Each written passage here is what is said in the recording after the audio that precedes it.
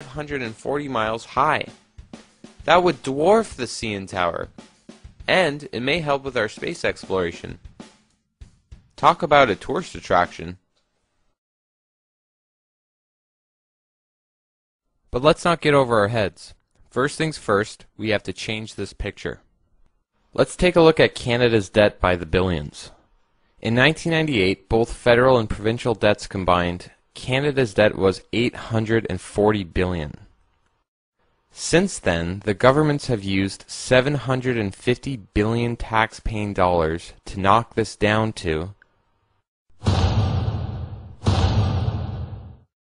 This is a direct result of what happens when you continually borrow compounding interest loans from privately run banks. In fact, this sounds a lot like the Bible when it says that the rich rule over the poor, and the borrower is the slave of the lender. And as you can see, any deficits our government runs realistically turns into that number times much more. Which is also why we create such awesome things like GST and HST.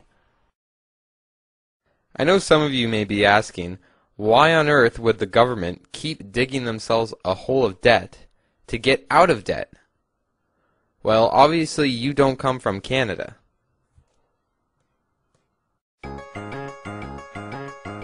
You see, in Canada, when we dig ourselves into a hole, we don't use anything innovative like, let's say, a ladder to get us out. No, we just keep using the same shovel that got us there in the first place. I guess we figure that since the Earth is round, we should get somewhere eventually. So, we just keep digging. Keep digging until we find ourselves in a whole new world. And even if it looks scary, we're told it's the only way. Is there, would you say, a fundamental problem? Is there an underlying problem in the monetary system, or is this the way it should be? No, I don't think there's an underlying problem in the monetary system. The credit is a good thing. Okay, well, how's the rest of the world doing then?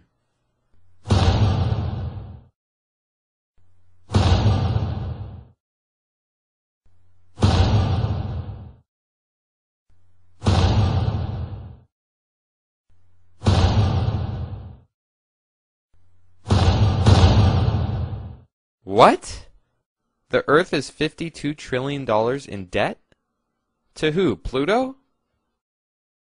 Guess again.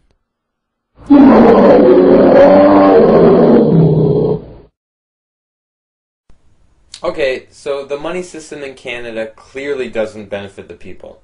Why hasn't anyone told us about this? Once a nation parts with the control of its currency and credit, it matters not who makes that nation's laws. Usury once in control will wreck any nation. Until the control of the issue of currency and credit is restored to government and recognized as its most conspicuous and sacred responsibility, all talk of the sovereignty of Parliament and of democracy is idle and futile. Who are you? Well, I was only the 10th Prime Minister of Canada. Whoa. Well, you definitely won't hear any of our current politicians say something nearly that profound. Yes, and now I'm ironically on the $50 bills. That sucks, man. Tell me about it. Well, that's just one Prime Minister of Canada's thoughts on money. No big deal, right? The privilege of creating and issuing money is not only the supreme prerogative of government, but it is the government's greatest creative opportunity. The government should create, issue, and circulate all the currency and credit needed to satisfy the spending power of the government and the buying power of consumers. By the adoption of these principles, the taxpayers will be saved immense sums of interest, money will cease to be master, and become the servant of humanity. You too, Lincoln? For once, someone listened to what I said. Sorry, I just never read those statements in any school textbooks before. I made it clear that my greatest accomplishment as being president was that I killed the bank. And yet I too am ironically on the face of everything I was so passionately against. And then the private banks put your faces on their corrupt money? No offense, guys, but that's incredibly disgraceful. Especially after being assassinated. I'll say. I managed to escape. Right here, buddy.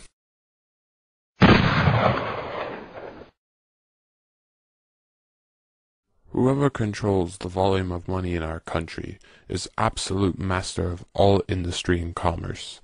When you realize that the entire system is very easily controlled one way or another by a few powerful men at the top, you will not have to be told how periods of inflation and depression originate.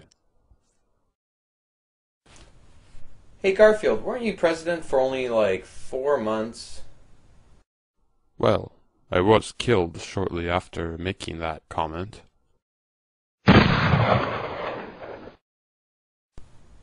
Oh yeah, good point. Well, anyone else? I myself prefer my New Zealand eggs for breakfast.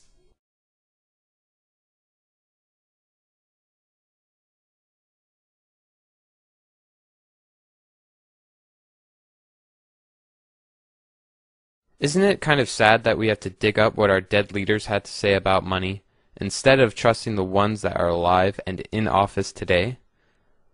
I mean, we've seen how little they know about how the system works. So do provincial governments ever borrow money from, let's say, charter banks? No. No? No. That's just federal? No. As far as I know, I couldn't tell you offhand. And it's just, I just don't know why the government doesn't just borrow money from the Bank of Canada, as it states like in the Constitution and in the Bank of Canada Act, that the government has the right to do such things to prevent things like debt from happening. Well, it's you may know more about it. Obviously, you've researched it a little bit more than I have. I know that they have ratings on their basis, which when they do borrow funds, they get an interest rating. And yeah, yes, they will borrow money from banks. Now, Canada is like the fly in the ass of an elephant in terms of the overall importance in the world. Well, I'm not an economist. The Prime Minister is. Let's be clear about what the situation is. We have not been following the same policies as the United States. The economic and financial mess in the United States is disastrous. The policies have been irresponsible. We've made very different choices in Canada. We have a budget that's in surplus, not a budget that's in deficit. We're paying off debt in Canada, not adding to our debt. Are your policies working? Look, I would say that overall we're being successful. We're keeping the economy on course. We're not going into a recession. We have a slowdown. But we are not in the kind of economic crisis we have in the U.S.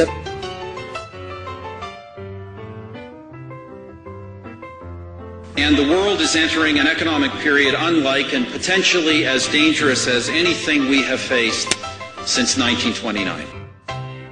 What happened that me, normally a very staid banker, will lend you the money to buy a home that you don't think? Well, first of all, is it actually money that they're lending people? Oh yeah, they're lending you money. Is it actual money, or is it? It's real money. It's not a receipt to present money? No, it's real money. Isn't there a difference between bank credit? Well, yes, there is, but let's go back to don't change the subject. I know economists will say, well, we could, run a small deficit, but the problem is that once you cross that line, as we see in the United States, nothing stops deficits from getting larger and larger and spiraling out of control. Okay. But wait a minute. Unless you want to get, you're asking me what was the cause of the current crisis. Well, no, I just want to know where money comes from. Well, let me tell you something. Let me just take it one step further, despite the fact that's not where you want to go. I don't think we've necessarily lost control of our currency, and there are always restrictions in a global market in terms of how much control you have over your currency. But I want to go back to the real thing, because this is really you had asked the question at the very beginning, but financial crisis that we're in. Oh, well, it was just where does money come from? I'm not, yeah, it is. No, but wait a minute, but it's really important to understand. We obviously don't agree on everything, but he understands that, I think everybody understands that Canada is a sovereign country, and whether it's dealing with the United States or dealing with China, the fact that a country's a lot bigger doesn't stop us from standing up for our interests and values.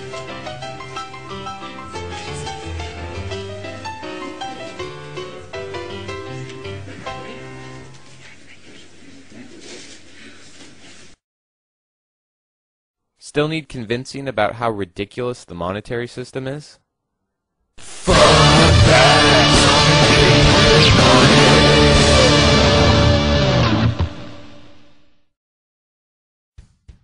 It costs 4 cents to make 1 cent, which makes no sense.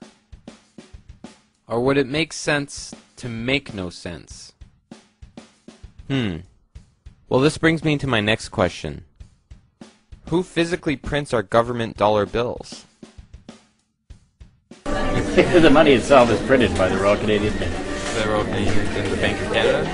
No, the Bank of Canada is responsible for monetary policy, but the actual physical production of dollar bills and $5 bills, no longer dollar bills, but of bills of denominations and coins by the Royal Canadian Mint. Okay. Mainly in Winnipeg. Okay, new rule. If you control the nation's money, you should probably know who prints it. I spoke to Finance Minister Jim Flaherty, and I asked him, where does money come from? Like, who physically actually prints the dollars in Canada? And he told me it was the Canadian Mint. Yeah, the Canadian Mint. The Canadian Mint prints the dollars and prints and does the coins. But dude, I thought it was the Bank of Canada that contracts the work to print. Well, the Bank of Canada is the central bank, but the Mint is responsible for providing the currency. Then why does it say on the Bank of Canada's website that they are the country's sole banknote issuing authority? Let's try calling the Mint and ask them ourselves. Do you guys have anything to do with printing the dollar bills in Canada? There is no dollar bill in Canada. But does the Canadian Mint have anything to do with printing dollar bills in Canada? No. None? No. That's the Bank of Canada. Do you want me to get your phone number? Oh, you may want to tell that to the Finance Minister. Pardon? I said you may want to tell that to the Finance Minister. He doesn't know. Okay, so, sorry, I didn't know about that. No, it's okay. So just maybe make a memo for him, though.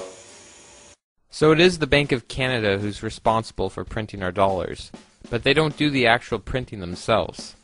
They contract the work to 2 private companies, the Canadian Banknote Company and BA International, which as of 1999 was bought by a privately owned multi-billion-dollar German company called Geisek and Devrient. I'm not even sure if I'm pronouncing that right, which is scary considering that they're in control of printing our dollars. A few things about this German company Geisek and Devrient. They're the second largest banknote printing company in the world, and they've been involved with the printing of banknotes for 2 separate countries suffering from periods of hyperinflation. What is hyperinflation? Well, imagine going to the store to buy a loaf of bread on sale for $20 million. That's hyperinflation. So much money is printed that it completely devalues the dollar, and prices rise dramatically because of it. That's going to be $20 million.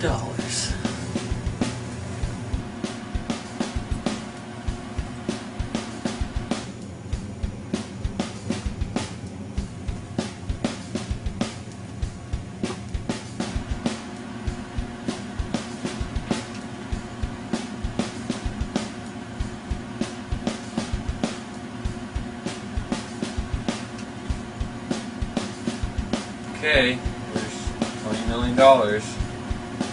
Whoa! What are you, a bank or something? Here's a coin commemorating Germany's hyperinflationary period in the 1920s, where it's inscribed that a single glass of beer was worth $4 billion. Hyperinflation had destroyed the German dollar so much that people were actually using money as wallpaper.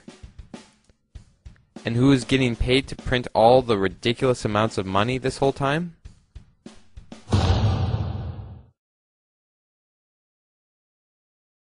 Or more recently, they were printing money for the country of Zimbabwe and their hyperinflated economy.